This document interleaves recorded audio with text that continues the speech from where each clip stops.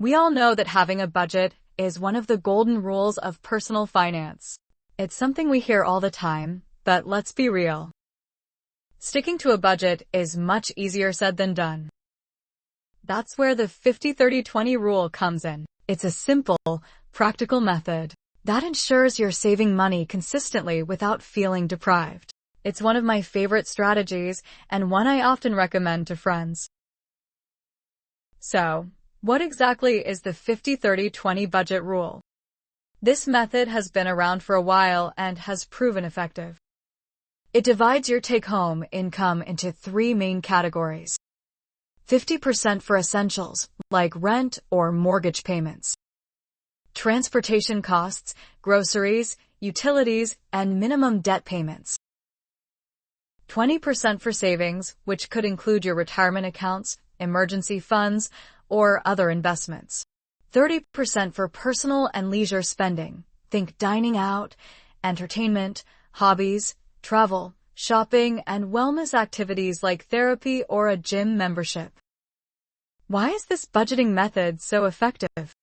Personally, I love the 50-30-20 rule because it creates balance.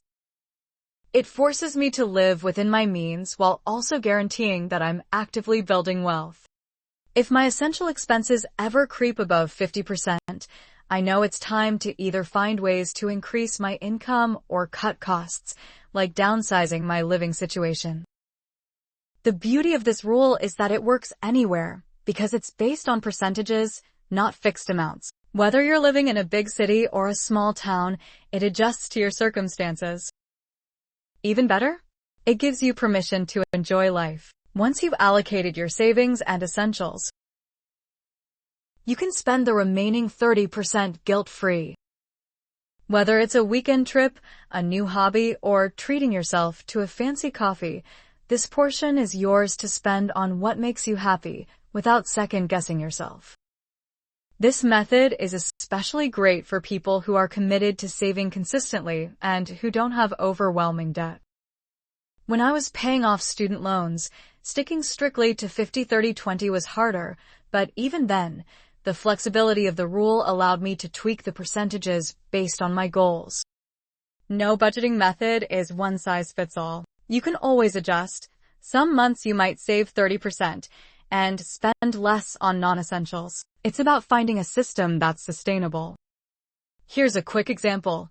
If you take home $10,000 a month after taxes, $5,000 would go towards necessities, rent, utilities, groceries, transportation. $2,000 would go directly to savings and investments. $3,000 would be set aside for fun, lifestyle, and personal spending. I personally like setting weekly budgets for groceries and leisure to stay on track. Having an Excel or Google Sheets tracker helps automate the math. That way, you always know exactly how much you have left to spend each week without stress. At the end of the day, the best way to make your money work for you is by taking care of both your savings and your spending habits. Thank you so much for watching.